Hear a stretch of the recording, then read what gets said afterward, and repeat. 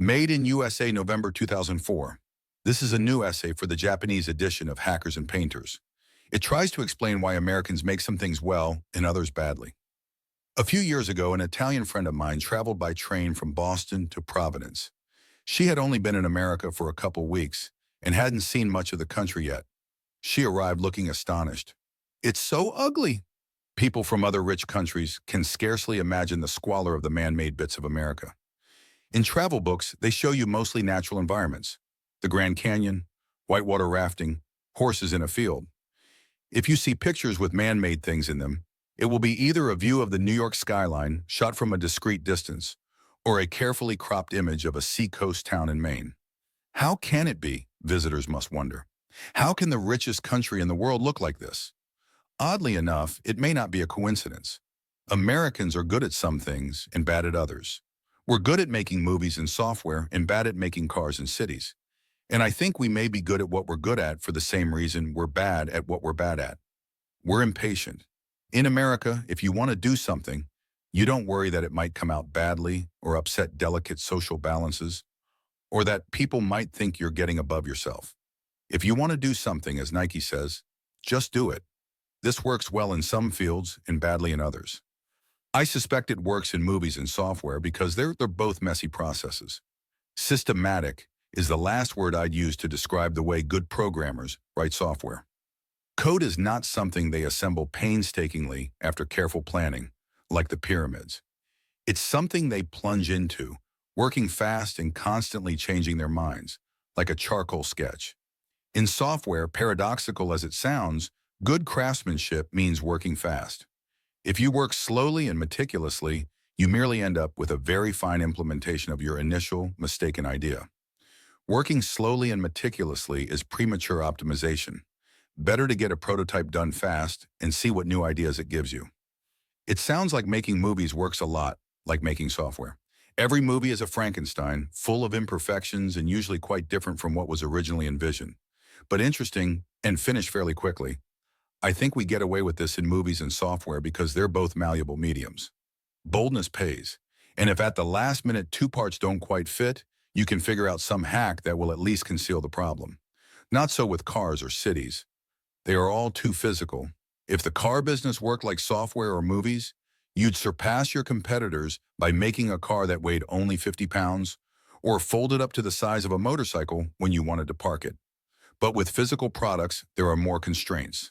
You don't win by dramatic innovation so much as by good taste and attention to detail.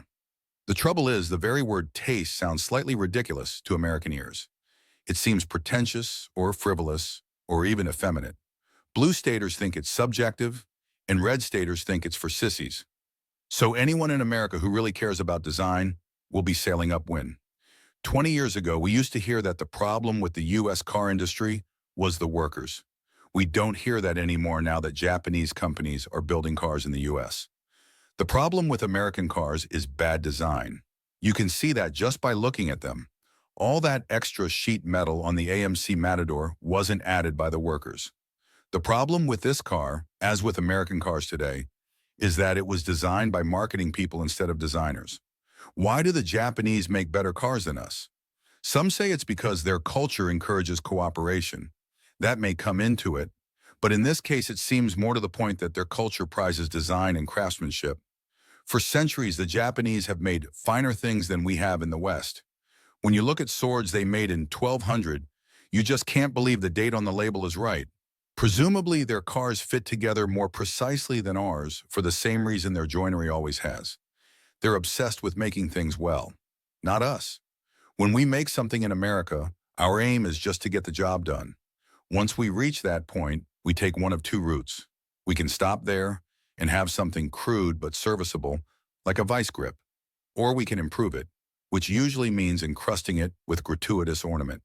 When we want to make a car better, we stick tail fins on it, or make it longer, or make the windows smaller depending on the current fashion. Ditto for houses. In America, you can have either a flimsy box banged together out of 2x4s and drywall, or a McMansion, a flimsy box banged together out of 2x4s and drywall, but larger, more dramatic looking, and full of expensive fittings. Rich people don't get better design or craftsmanship. They just get a larger, more conspicuous version of the standard house. We don't especially prize design or craftsmanship here. What we like is speed, and we're willing to do something in an ugly way to get it done fast. In some fields like software or movies, this is a net win. But it's not just that software and movies are malleable mediums. In those businesses, the designers, though they're not generally called that, have more power. Software companies, at least successful ones, tend to be run by programmers. And in the film industry, though producers may second-guess directors, the director controls most of what appears on the screen. And so American software and movies and Japanese cars all have this in common. The people in charge care about design, the former because the designers are in charge, and the latter because the whole culture cares about design. I think most Japanese executives would be horrified at the idea of making a bad car, whereas American executives, in their hearts, still believe the most important thing about a car is the image it projects. Make a good car? What's good? It's so subjective. If you want to know how to design a car, ask a focus group. Instead of relying on their own internal design compass, like Henry Ford did, American car companies try to make what marketing people think consumers want. But it isn't working.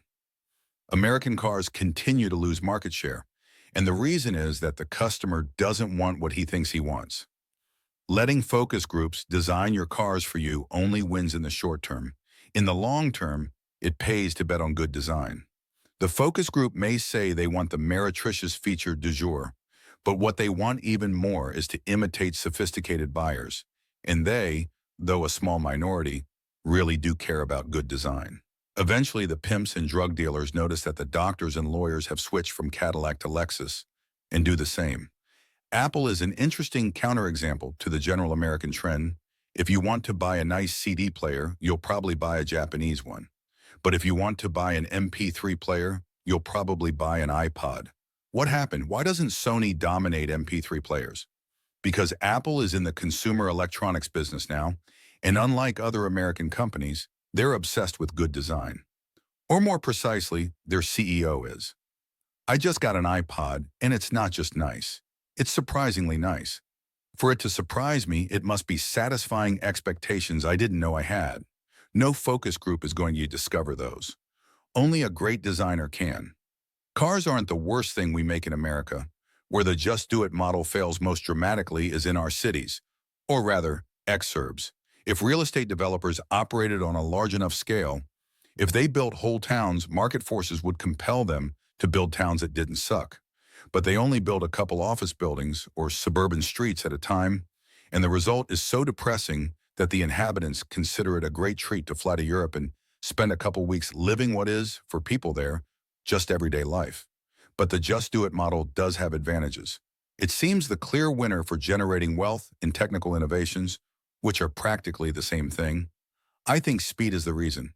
It's hard to create wealth by making a commodity. The real value is in things that are new, and if you want to be the first to make something, it helps to work fast. For better or worse, the just do it model is fast. Whether you're Dan Bricklin writing the prototype of VisiCalc in a weekend, or a real estate developer building a block of shoddy condos in a month. If I had to choose between the just do it model and the careful model, I'd probably choose just do it. But do we have to choose? Could we have it both ways? Could Americans have nice places to live without undermining the impatient, individualistic spirit that makes us good at software? Could other countries introduce more individualism into their technology companies and research labs without having it metastasize as strip malls? I'm optimistic. It's harder to say about other countries, but in the US at least, I think we can have both. Apple is an encouraging example. They've managed to preserve enough of the impatient, hackerly spirit you need to write software. And yet when you pick up a new Apple laptop, well, it doesn't seem American. It's too perfect. It seems as if it must have been made by a Swedish or a Japanese company. In many technologies, version 2 has higher resolution. Why not in design generally? I think we'll gradually see national characters superseded by occupational characters.